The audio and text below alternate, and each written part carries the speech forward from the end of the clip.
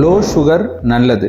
சில sugar patient என்னை பார்க்க வர்றப்ப காலையில் வெறும் வயிற்றில் சர்க்கரை 68 தான் சார் இருந்துச்சு, ரொம்ப கண்ட்ரோலாக இருக்குது, உடம்பு ரொம்ப நல்லா இருக்குது அப்படின்னு சொல்லுவாங்க. ஒரு சுகர் பேஷண்ட்டு இன்சுலின் போட்டுட்ருக்காங்க. அவங்களுக்கு சர்க்கரை குறைஞ்சு நினைவே இல்லாமல் அவங்க மகன் ஆஸ்பத்திரி தூக்கிட்டு ஓடியாந்தார். அவங்களுக்கு என்ன ஆச்சு, அவங்களுக்கு ஏன் லோ சுகர் வந்துச்சு அப்படிங்கிறத இந்த வீடியோவில் நான் விரிவாக சொல்ல போகிறேன். ஏன் சர்க்கரை குறையுது, எவ்வளவு குறைஞ்சா ஆபத்து, சர்க்கரை குறைஞ்சா என்ன செய்யும் அப்படிங்கிறத விரிவாக பார்ப்போம். நான் ஒவ்வொரு வீடியோவையும் சர்க்கரை நோயாளிகள் அவசியம் பார்க்கணும் அப்படின்னு சொல்லுவேன். இந்த வீடியோவை சர்க்கரை நோய்க்காரங்க மட்டும் இல்லை, அவங்க குடும்பத்தில் இருக்கவங்களும் பார்க்கணும். ஏன் அப்படிங்கிறத தொடர்ச்சியாக நான் சொல்கிறேன். நான் டாக்டர் மணிவண்ணன், காரைக்குடியில் ஸ்ரீ பார்வதி சர்க்கரை நோய் மருத்துவமனை என்ற பெயரில் மருத்துவமனை நிறுவி கடந்த 35 வருஷமாக நடத்திட்டு வரேன். இன்றைக்கும் ஆயிரக்கணக்கான சர்க்கரை நோயாளிகள் எங்கள் மருத்துவமனைக்கு வைத்தியம் பண்ணி நல்ல உடல் நலத்தோட ஆரோக்கியமாக இருக்காங்க. எங்கள் மருத்துவமனை சர்க்கரைக்கு மட்டுமல்ல, சர்க்கரைனால் உருவாகக்கூடிய கால் புண்ணுக்கு மிக சிறப்பான மருத்துவமனை. இதுவரைக்கும் 4600க்கு மேற்பட்ட சர்க்கரை புண்களை எங்கள் மருத்துவமனை குணப்படுத்தி இருக்கு. இதை பற்றி நீங்கள் மேலும் தெரிஞ்சுக்கணும் அப்படின்னா இந்த டிஸ்பிளேல தெரிகிற ஸ்ரீ பார்வதி ஹாஸ்பிட்டல்.com வெப்சைட்டுக்கு போய் அங்கே பிளாக்ல கேஸ் ஸ்டடின்னு கிளிக் பண்ணுங்க. முக்கியமான கேசஸை நாங்கள் அதை அப்லோட் பண்ணியிருக்கோம். இது பேஷண்ட்டும் மட்டுமல்ல, டாக்டர்களும் பார்த்து தெரிஞ்சுக்க வேண்டிய மிக முக்கியமான மருத்துவ ஆவணம். எங்க சேனல்ல அறிவியலுக்கு புறம்பான செய்திகள் எதுவும் நாங்க சொல்றது இல்ல. முழுக்க முழுக்க மருத்துவ அறிவியலை அடிப்படையாக கொண்டுதான் ஒவ்வொன்றையும் சொல்றோம். அதனால எங்க சேனலை அவசியம் சப்ஸ்கிரைப் பண்ணி பாருங்க. லோ சுகர் அப்படின்னா என்னன்னு தெரியுமா? முதல்ல சர்க்கரையோட அளவு பார்ப்போம். வெறும் வயிற்றுல எடுக்கிற சர்க்கரையோட அளவு 80லேருந்து 120க்குள்ள இருக்கணும். சாப்பிட்டு 2 மணி நேரம் கழிச்சு எடுக்கிற சர்க்கரையோட அளவு 80லேருந்து 180க்குள்ள இருக்கணும். இது பொதுவான அளவு. நல்லா ஞாபகம் வச்சுக்கோங்க, 80லேருந்து 180க்குள்ள இருக்கிறது நார்மல். 70க்கு கீழே ஒருத்தருடைய சர்க்கரையோட அளவு வந்தால் அதுக்கு பேரு லோ சுகர், அதாவது தாழ்நிலை சர்க்கரை. இங்கிலீஷில் ஹைப்போகிளைசீமியா அப்படின்னு சொல்லுவோம்.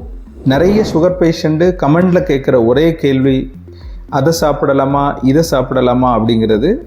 நீங்கள் என்ன கேட்டாலும் நாங்கள் பதில் சொல்ல தயாராக இருக்கோம். உங்களுக்கு சாப்பாட்டில் என்ன சந்தேகம்னாலும் கமெண்ட்டில் சொல்லுங்கள். லோ சுகர் வந்தால் என்ன செய்யும்? நம்ம உடம்புல இருக்கிற தானியங்கி நரம்பு மண்டலத்தால் நமது மூளை, இருதயம், குடல் பகுதிகள் கட்டுப்படுத்தப்படுது. ரத்தத்தில் சர்க்கரையோட அளவு குறையிறப்ப இந்த உறுப்புகள் உடனடியாக பாதிக்கும். முக்கியமாக மூளை பாதிக்கப்படுறதுனால அந்த குறிப்பிட்ட நோயாளி நினைவில்லாத தன்மைக்கு போயிடுவாங்க.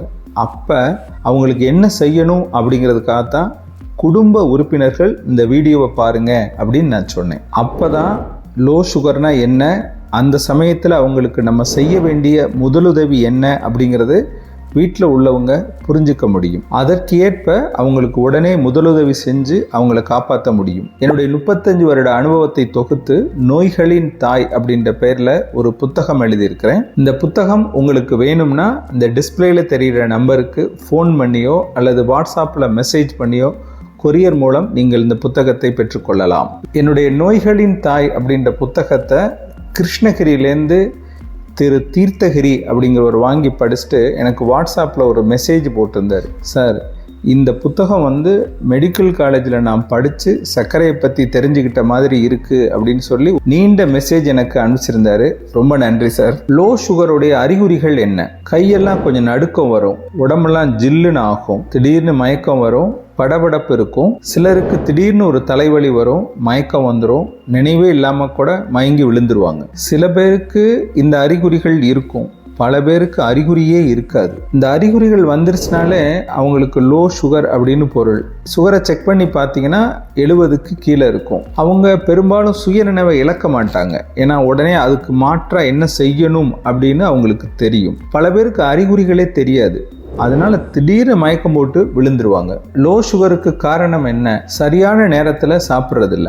சுகர் பேஷண்ட்டை பொறுத்தல காலையில் 8:30 மணி, மதியானம் 12:30லேருந்து 1 மணி, இரவு 8லேருந்து 8:30 மணிக்கு கரெக்டாக சாப்பிட்றணும். லேட்டானா மயக்கம் வரும். ரெண்டாவது, காலையில் 8:30 மணிலேருந்து மதியானம் 1 மணிக்குள்ள ஒரு பெரிய இடைவெளி இருக்கும். அந்த சமயத்தில் ஏதாவது ஒரு உணவு சாப்பிடணும். அதை இடைவேளை உணவு அப்படின்னு நாங்கள் சொல்லுவோம். ஒரு பிஸ்கட்டு, காஃபி, ஒரு மோர், ஏதாவது அவிச்ச பயறு, ஒரு மாதுளம்பழம், ஒரு ஆப்பிள், ஒரு ஆரஞ்சு, இந்த மாதிரி ஏதாவது ஒரு உணவை நம்ம சாப்பிடணும். என் காரைக்குடி ஏரியாவில் அந்த காலத்தில் பலகாரம் சாப்பிடுவாங்க, அதனால் அது இடைப்பலகாரம்னு சொல்லுவாங்க. அந்த வார்த்தையிலேருந்து தான் நாங்கள் இதை எடுத்து இடைவேளை உணவு அப்படின்னு நாங்கள் சொல்கிறோம். அதே மாதிரி மதியானம் ஒரு 4:30-5 மணியை போல் ஒரு அரை ஆப்பிள், அரை மாதுளை, அரை ஆரஞ்சு அல்லது ஒரு தர்பூசணி ஒரு சின்ன பீஸு, 3 பிஸ்கட்டு, இதோடு சேர்ந்து ஒரு காஃபியோ டீயோ பாலோ உங்களுக்கு எது பிடிக்குமோ அதை சாப்பிட்ருங்க. இந்த காஃபி டீ சர்க்கரை இல்லாமல் இருக்கணும். முக்கியமாக நாட்டு சர்க்கரை போடுறேன்னு சொல்லக்கூடாது, அதுவும் இல்லாமல் தான் இருக்கணும். எப்போதும் சாப்பிட்ற உணவை விட குறைச்சி சாப்பிட்றது, சாப்பிடாமல் விரதம் இருப்பது, சர்க்கரையை நல்லா குறைக்கிறேன் அப்படின்ற பேரில் ஒரு மாத்திரைக்கு பதிலாக 2 மாத்திரை போட்டுக்கிறது, இன்சுலின் போடுறவங்க இன்னைக்கு இனிப்பு சாப்பிட்டுட்டேன் அப்படின்னு சொல்லிட்டு டாக்டர்கிட்ட கேட்காமே ஒரு 6 யூனிட்ஸ் 8 யூனிட்ஸ் கூட போட்டுக்கிறது, சாப்பாட்டுக்கு முன்னாடி மாத்திரை போடுறவங்க, சாப்பாட்டுக்கு முன்னாடி இன்சுலின் போடுறவங்க மாத்திரையை போட்டுட்டு டிவி பார்த்துட்டு அல்லது பேசி இருந்துட்டு ரொம்ப நேரம் சாப்பிடாம இருக்கிறது. நேற்று போய் பார்த்தோம், சர்க்கரை ரொம்ப கூடி இருக்குன்னு சொல்லிட்டு பயங்கரமாக அன்னைக்கு உடற்பயிற்சி பண்ணுவாங்க. வெறும் வயிற்றுல வாக்கிங் போகிறது, இது எல்லாமே தாழ்நிலை சர்க்கரைக்கான காரணங்கள். இப்போ 40 யூனிட் இன்சுலின் போடுறவங்க 40 யூனிட் சிரிஞ்சு தான் பயன்படுத்தணும். 100 யூனிட் இன்சுலின் போடுறவங்க 100 யூனிட் சிரிஞ்சு தான் பயன்படுத்தணும். சில பேர் அதை புரிதல் இல்லாமல் தவறுதலாக சிரிஞ்சை வாங்கி மாற்றி போட்டுருவாங்க. லோ சுகர் வந்தால் என்ன செய்கிறது? நினைவு இருக்கிறவங்க இந்த மாதிரி லோ சுகருடைய அறிகுறிகள் வந்துருச்சுன்னா உடனே ஒரு கரண்டி ஜீனியை எடுத்து அப்பவே போட்டுறணும். ஒரு 5-10 நிமிஷத்துக்குள்ள பரவாயில்ல அப்படின்ற நிலைமை வந்துருச்சு அப்படின்னா வீட்டில் என்ன இருக்குதோ அதை எடுத்து சாப்பிட்றணும். அது ஆப்பிள் பழமாக இருக்கலாம், பிஸ்கட்டாக இருக்கலாம், சாதமாக இருக்கலாம், எதுனாலும் உடனே சாப்பிட்ருங்க. ஒரு 10 நிமிஷத்துக்குள்ளே அவங்களுக்கு ஒரு ஸ்பூன் ஜீனி போட்டும் ரெக்கவரி வரலை அப்படின்னா அடுத்து ஒரு ஸ்பூன் ஜீனி போட்டுக்கோங்க. போட்டுட்டு இதே மாதிரி வீட்டில் என்ன இருக்குதோ அதை சாப்பிட்ருங்க. அந்த ஜீனி சாப்பிட்றதுனால உடனடியாக உங்கள் ரத்தத்தில் சர்க்கரை கூடிரும்.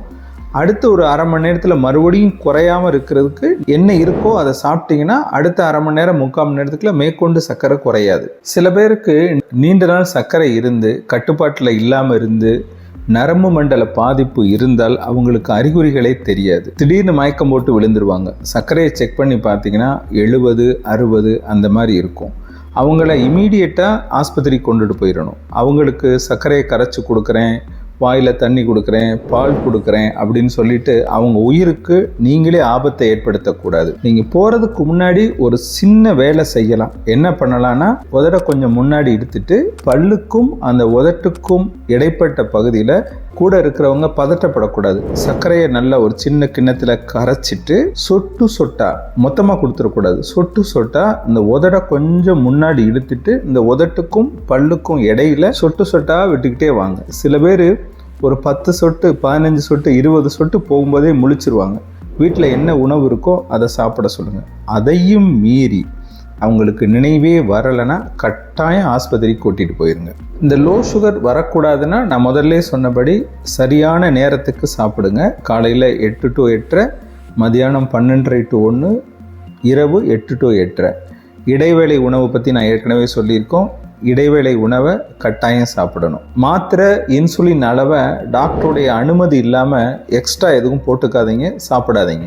சுகர் பேஷண்ட்டு வீட்டை விட்டு வெளியே போகும்போது செல்ஃபோனு, காசு இதெல்லாம் எடுத்து வைக்கிறீங்களோ இல்லையோ, கட்டாயம் ஒரு சாக்லேட் எடுத்து வச்சுக்கோங்க.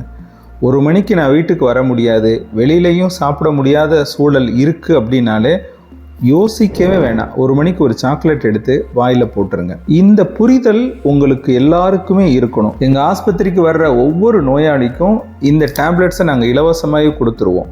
இந்த மாதிரி வெளியில் போனால் இந்த டேப்லெட்டை பையில் வச்சுக்கோங்க. சர்க்கரை குறையுது அப்படின்னாலே உடனே எடுத்து நீங்கள் போட்டுறணும். சாப்பாடு லேட்டானாலும் போட்டுறணும் அப்படின்னு அவங்கள எஜுகேட் பண்ணிக்கிட்டே இருக்கிறோம். இந்த புரிதல் தான் சர்க்கரையில் மிக மிக முக்கியமானது.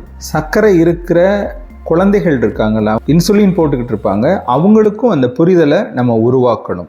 முக்கியமாக அவங்களுடைய பேரண்ட்ஸ், அதாவது அம்மா அப்பா வீட்டில் உள்ளவங்களுக்கு இந்த புரிதலை கொடுத்துடணும். வந்தால் என்ன செய்யணும், வரவிடாமல் தடுக்கிறதுக்கு என்ன செய்யணும் அப்படிங்கிற புரிதல் மொத்த குடும்பத்துக்கும் இருக்கணும். உயரமான இடத்துல வேலை பார்க்குறாங்க டிரைவர்கள், இவங்களுக்கு சர்க்கரை இருந்துச்சுன்னா அவங்களுக்கு மட்டும் ஆபத்து இல்லை, சுற்றி இருக்கிறவங்களுக்கும் ஆபத்து வரும்.